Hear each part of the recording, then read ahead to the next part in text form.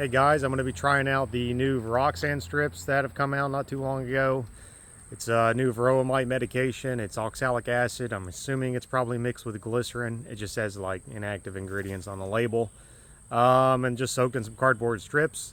They can be treated with honey superzon, which is really nice, and oxalic acid is an organic medication, so if you're an organic beekeeper, that's kind of handy. Right away, I'm already a little upset because they come in these giant packs of like 60 and they're $90 per pack. And I know you can buy them in bulk, but that just seems a little crazy. If you're a small beekeeper with a couple of hives, do you need 60 strips? Probably not. They require like one strip for every 2.5 frames of bees. So you could potentially, on a 10 frame colony, you could potentially have like 4 strips per brood box. So if you're running a double deep, that's 8 strips. I think $90 broken down over 60 strips is like $1.50 per strip. So that's like $6 per brood box, so $12 for a double deep hive. That's pretty insane for the price. I'm not advocating for anybody to do this, but you know, you can make this stuff yourself for super cheap. I know people who do it, and it's probably just as effective, but that's not legal, so I'm not advocating it for you to do it on this video. And I'm sure, like at my scale, I could probably just buy it by the pallet, and it's probably cheaper. I didn't check. But yeah, retail prices, that's insane. And I know it's like the first organic, it's the first oxalic acid treatment to hit the market for this extended release thing everybody's been honestly doing for a little while, at least the homemade version. So I'm sure once more competition comes out and maybe they scale up the process, it'll be cheaper. But right now, that's pretty insane. I am going to just try it out here. I'm going to do it right. I'm going to do some alcohol washes and just treat these our support colonies out here, our cell builders, and just track them. These things are usually good for a couple of months, and then I won't treat these with anything else, so we can just kind of watch and see what the mites do. I do have experience with some of the homemade stuff, and it's pretty good for holding your mite levels stable. It's not really good for like a flash treatment if you're washing like double-digit mite washes. For your population, that's not going to help you. You need something stronger and faster. But if your mites are fairly below threshold, like less than 5 mites per half a cup of bees, I believe is the threshold, somewhere around there, anyways. It's probably good to hold them, and it's good also for, if you can treat during the honey flow, which is really nice. So I don't know. It's probably a good supplement to like an amitraz-based medication, which is just a little more fast-acting and a little more powerful. And I know it just gives some other options for people who want to stay organic. But I'm going to try these out, and we'll just keep updating over time and see how they do. And we'll get to it.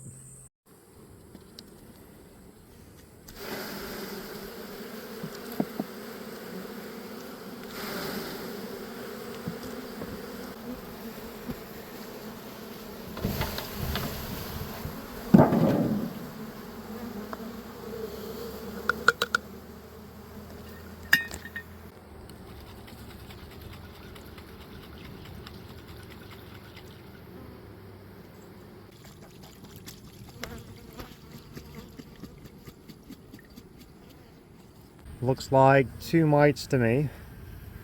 Got one right in there. And there's a second one up there. That's not too bad. Honestly, I thought it'd be higher. I always check the empty jar too after I've dumped the bees out.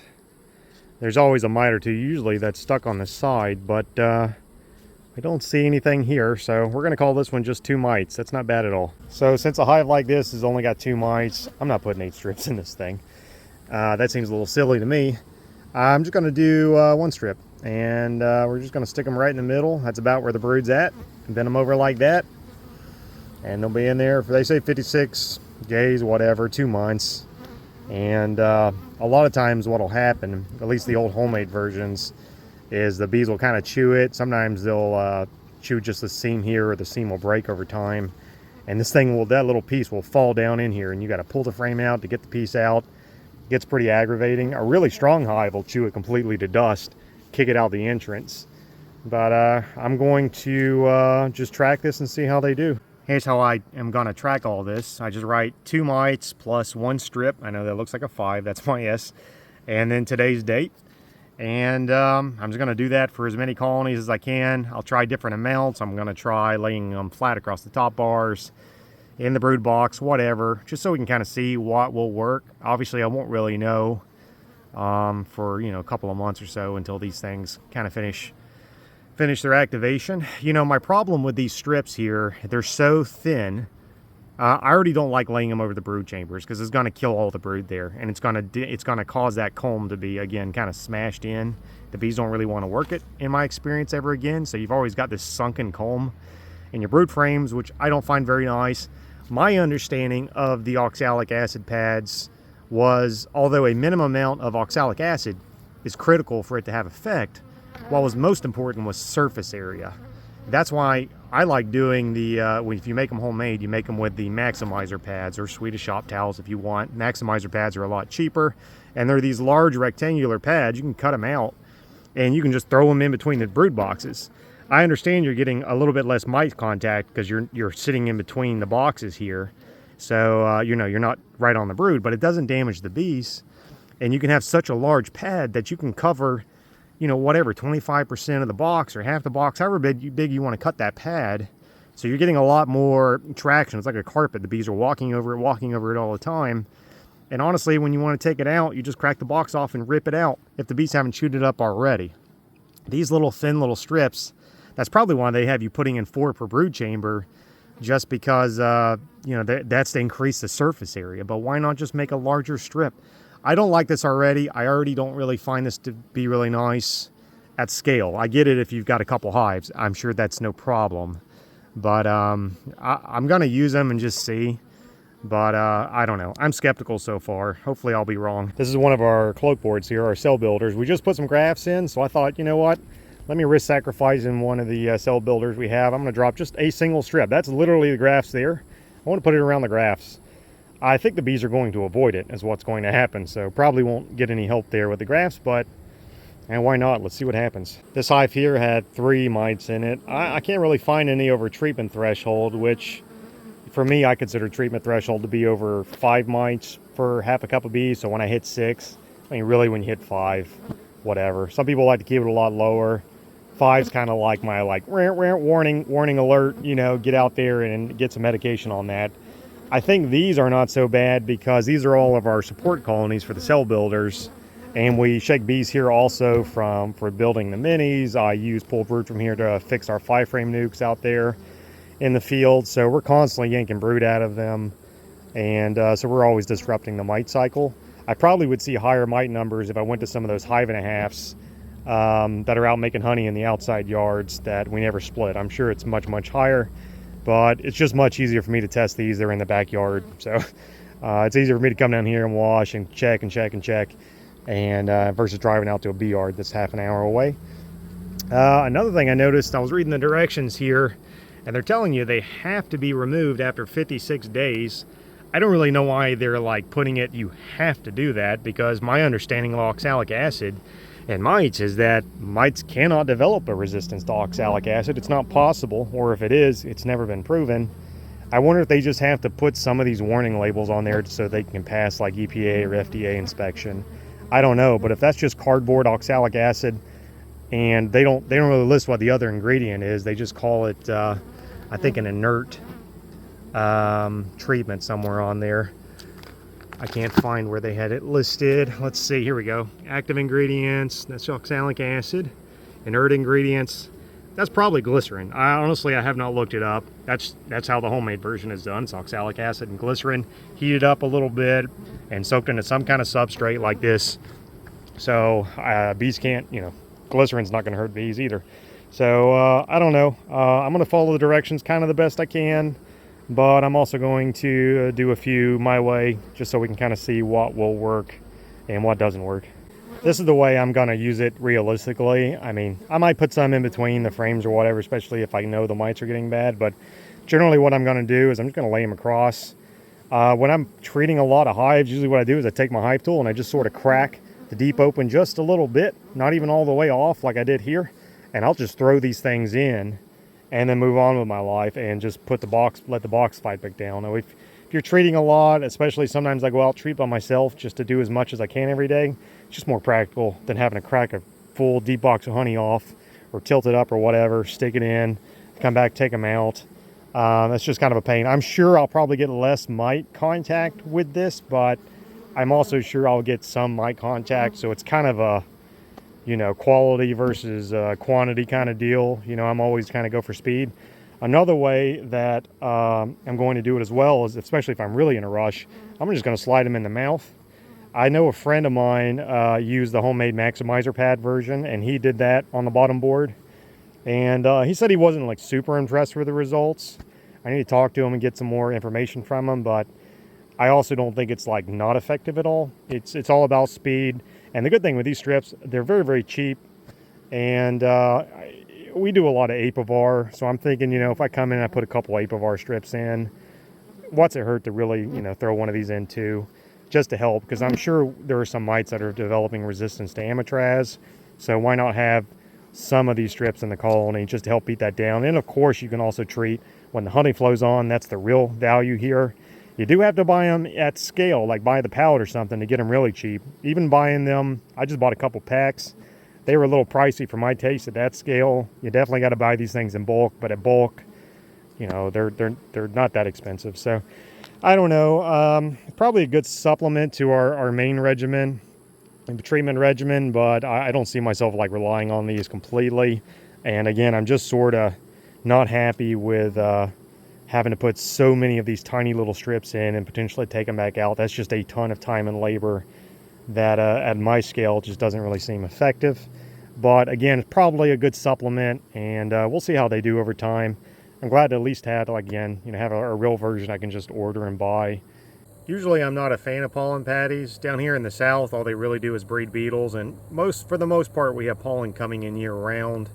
And if we don't, I just move the hives to a pollen source, which is pretty plentiful in our area.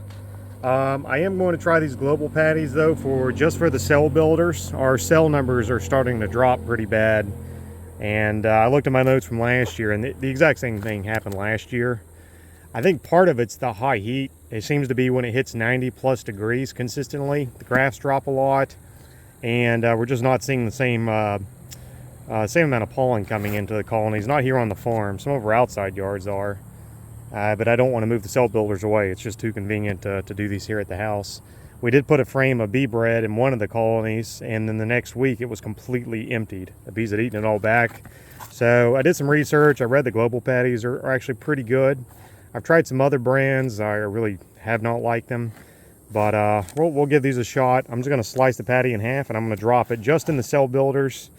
Obviously, I'm going to watch out for beetles. I'm going to spread some more grub X around all those pallets, and if necessary, we'll put beetle traps just in the cell builders to keep them down, and try to see if it increases our grafts at all, because if not, we're barely going to squeeze by until, as far as cell production goes, until September, when things cool off and when we get that fall pollen. And I just hate to be shut down, you know, for an entire month, or 2 months actually.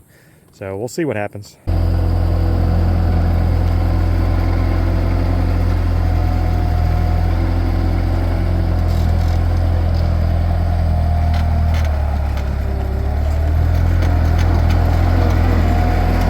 We just got in 1,000 more deep frames, no foundation.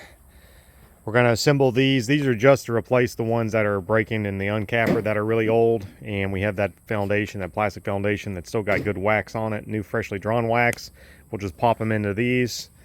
That way we can keep using them. This is the bee yard where like half of them are queenless. I think it was like 42 out of 88 or something crazy like that. And they were extremely honey bound. And I think we just came and dropped some cells in them. And I think we try to give everybody some brood. That's usually how we do it. It's been a while since I've been here. We haven't been here since we dropped the supers on. And they got a lot of the new supers. This is normally a really good honey yard because there's just all that there is just Chinese tallow. So it's a huge flow. But now obviously it's over now. And it didn't seem like the tallow put out a lot this year for us. At least those first primary blooms dried up very quickly. I'm not really sure what the secondary blooms did. So we're going to come and just try to yank this off. I think a lot of this is going to be empty. The populations are looking great. I was kind of worried we'd get here and they'd all be dead, but most of them are looking really strong, at least from the entrance. We've got one other hive and a half. Well, this has got a few double deeps. This is the last of our 2-story colony yards. which are probably the ones that are going to produce the most honey, that I think is going to make honey. Actually, we've got one other one, but we supered that one in June. So I don't expect much there. So this could be our last big chunk of honey, I think, and we'll see. I'm going to run around and check on the other yards when we get this done. So far, mostly empties. The hive and a halves themselves are just completely plugged out with honey. They're honey bound. Probably why they swarmed in the first place, and we lost so many queens. We've been noticing that all those hive and a halves that we didn't split that came back from almonds, you know, I fed them really heavy last year, and they were pretty honey bound last year from the syrup. And on top of the almond honey, queens haven't had any room to lay, so as soon as they hit the spring flow here, I think they popped off and swarmed. And you know, they were sitting at the house for so long before we moved them out here too. I don't know if some of the virgins were out on their mating flights. Maybe when we moved them, that might explain some drone layers, but we've noticed that all the ones that didn't have room for the queen to lay, like if there's brood in the bottom box, but the top medium there is just full of honey, those are the ones that are not producing any honey for us to harvest. And the ones that were a little on the lighter side that had brood in the medium box, because the queen had room to lay, those are the ones we're usually getting honey off of. We've been seeing that pretty consistently. We've gone through several hundred of these hive and a halves, and that's usually how it is. So fortunately, new boxes, new foundation, didn't do a whole lot. We are pulling some, and we'll get something out of here, but it's not going to be a massive crop. But we kind of expected it, seeing how bad the yard was last time we came around. What we're doing, thankfully, the comb is in still pretty good shape. It's mostly honey, it's mostly bee bread, and all those queenless colonies that we were not able to save last time, I guess. Assuming they didn't mate, I don't know. We're just stacking them. We're pulling the honey off the really strong queen-right colonies, and we're taking those boxes and just supering without an excluder. So most of those boxes, they're all solid comb. They're full of honey, full of pollen. I'm leaving the lid stacked up here so I can just come back once we're done with honey and we can get some mated queens this time. I'm not using cells in this yard with the mating rate so low. We'll come back and rebuild them. So all these little dead out spots will, I hope, be rebuilt. So far we haven't lost any comb, so that's okay. As long as I get the comb saved and I can rebuild them, it's not a massive loss. I've got some package orders for this weekend.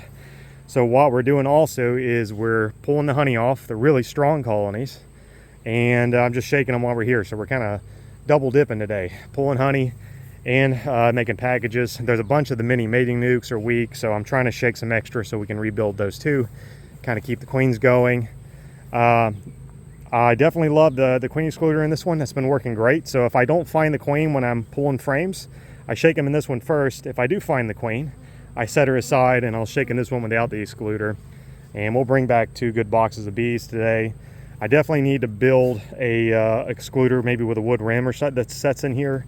It is a pain in the butt to have to find the queen. I get the idea behind these. If you've got a crew of guys and you got a guy that can run out, find the queen ahead of time and lay her out or cage her or whatever, then you got guys that come and they just shake all the frames and boxes out. That's fast, I get it. But when you're shaking it by yourself and you've got to find the queen, it's extremely time consuming. This is so much better. I can pull a frame out, flip it over a couple times, just see if I see the queen. Sometimes I find her, sometimes I don't. And then I just shake the bees in the excluder, and the excluder catches the queen about every time I can tell. And definitely prefer the excluder option when you're shaking by yourself. Update on the Utah package we sent. It took 6 days. I shipped it on Monday, arrived on Saturday. Arrived in great condition.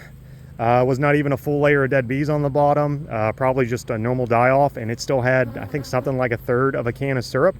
So me going from a 1-to-1 syrup to a 2-to-1 syrup for shipping is the way to go, because both the Tennessee and Utah packages made it. So the packages I built in my trailer for 6 days were starving to death after 6 days with a 1-to-1. So thicker syrup seemed to solve that problem. I can't believe they survived the trip with the heat wave that's been going on. It's extremely hot right now.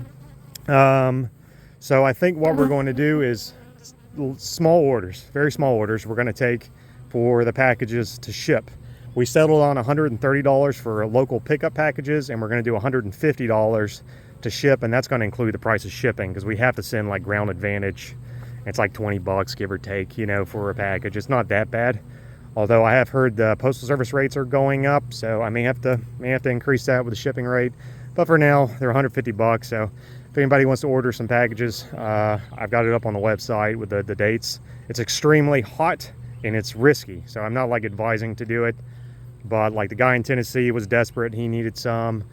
My buddy in Utah, you know, I just sent it to him as a test. So, you know, there are some situations it's probably worth the risk, but I don't know. I would wait till spring personally before doing it, but I do have them available, and we'll continue to raise them and sell them at least through July. I think when August gets here, we're just going to be too much in the dearth. I can't raise cells in August. The queens don't mate in August. The bees are going to start crashing from, you know, lack of food and mites and all that crap. So I don't know usually we have to shut down almost everything in August until September and the pollen comes back in. But so far the packages have really been working great. I've really enjoyed it, and I'm glad we did it. But we're going to keep going and get through the rest of this yard. I got a lot to do, and we'll see what we get out of here. This is one reason I hate plastic excluders. There was just a deep box like that, a brand new foundation I pulled off, and it just tore the sucker to pieces. I think this box needs to be changed. That's one of our old 3-way queen castles. This one's got 3 different colors. I think we got all our money out of this one we can earn and get. It started raining about halfway through the yard as usual. We were able to go in the truck and wait for it to pass. We threw the bees under the truck here, and they seem okay. Poor girls are they're very a little stressed out. I don't know if we were able to shake enough for all the packages, but that's the nice thing about having hives back at the house. We can, you know, shake a few more, whatever we can get. We got to get out of here because there's the rest of the storm's coming, and it's going to be pretty bad. We're going to throw these in a tote, wrap them in a tarp, hopefully loose enough they can breathe on the way home. And if all goes well, we'll have them caged up today. Okay, got all the honey off. There were still a few that were queenless, and we just stacked them. That's all the empty spots here were queenless. There were 46 queenless colonies last time we were here. We had added brood, added cells. We got a 50% mating rate prior, you know, at the beginning of the year. So I expected about that much. I think we lost 19 out of the 46 we rebuilt. Were still queenless. The comb was still good. There's still plenty of honey, plenty of pollen in almost all of them. A couple of them robbed out. The comb was a little scarred up, but might be able to be salvaged by a strong colony. So we did resuper everything. I've left all the lids piled up over there, so we can rebuild. That's 19 colonies. So yeah, it's a loss. Honestly, it came out a little bit better than I thought. Now the negative side is we had a lot of empty deep boxes of foundation over there. I think we got about 1.5 pounds of honey, and I'm being generous with that estimate because we yanked everything, even if it had a 1 frame or a partial frame. So my guess is we'll get about 1 barrel out of this yard, which is sad because this is an extremely good honey yard when the tallow puts out, and probably when I don't drop hives that are honey bound to death from almond honey and then they swarm to death. When I drove into this yard, I saw like 3 dragonflies, and since I've been walking around, I've seen a couple more. So my just total guess is that it's the dragonflies in this area are probably what's killing our mating rates. You know, of course, I don't know that for sure. The hives that did survive are monsters, though. They're packed out. These strong hive nap yards, I do not have to come back and feed for quite a while. That's nice. So once we're done with the hive and a half, I'll just focus on those little single yards, which there won't be much honey there. You know, it's probably going to be a couple boxes here in this yard, a couple boxes that yard. So we're probably winding up on honey production.